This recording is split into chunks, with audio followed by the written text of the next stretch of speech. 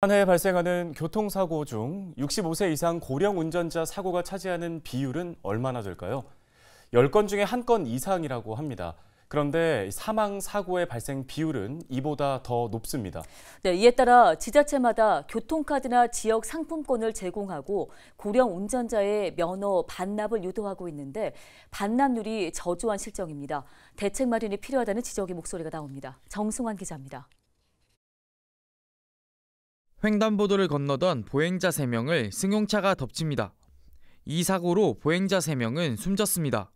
80대 운전자는 경찰 조사에서 보행자를 보지 못했다고 진술했습니다. 고령 운전자로 인한 교통사고는 매년 3만 건 이상 발생하고 있습니다. 한 해 발생하는 교통사고의 약 15%를 차지합니다. 문제는 고령 운전자 사고의 경우 치사율이 높다는 겁니다. 지난해 교통사고로 인한 사망자 수는 2,735명. 이 중 4분의 1 이상인 735명이 고령 운전자 사고로 숨졌습니다. 도로 위 시한폭탄인 음주운전 사고보다도 높은 비율입니다. 각 지자체는 고령 운전자 사고 예방을 위해 교통카드를 지급하는 등 각종 혜택을 제공하며 면허 반납을 유도하고 있습니다. 기존 면허증 자진 반납자에게 제공했던 춘천 상품권 10만 원을 교통카드 30만 원으로 제공으로 혜택을 확대하였습니다.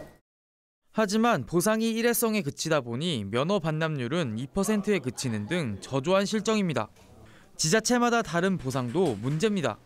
이게 일회성에 그치다 보니까는 이제 그 효과가 크게 발현되지 못하고 있는 측면이 있는데, 그래서 어르신들이 면허증을 반납한 후에 조금 대중교통이라든가 이런 부분이 이용이 편리하도록 고령 운전자 사고를 줄이기 위해선 면허 갱신 요건을 손볼 필요가 있다는 주장도 제기됩니다. 2019년 개정된 도로교통법은 75세 이상 고령자의 면허 갱신 때 인지능력 자가 진단을 의무화하는 등 제도를 강화했습니다. 하지만 도로주행 등은 포함되지 않아 실제 운전 능력을 평가하는 데는 한계가 있다는 지적입니다. 강화가 됐다고는 하지만은 여전히 그 실효성이 없는 측면이 지적이 되고 있기도 합니다. 그래서 조금 장기적인 대책으로서는 실제 운전 능력을 측정하는 미국 등 해외 국가의 경우 실제 주행 평가를 통해 고령자의 운전 능력을 평가하고 있습니다.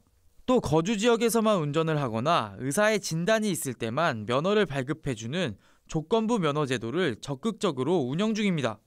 고령 인구 증가와 함께 고령 운전자 사고 위험도 커지고 있는 상황. 보행자와 운전자의 안전을 모두 담보하기 위해선 고령 운전자의 이동권 보장 방안을 포함한 대책 마련이 시급해 보입니다. 헬로티비 뉴스 정승환입니다.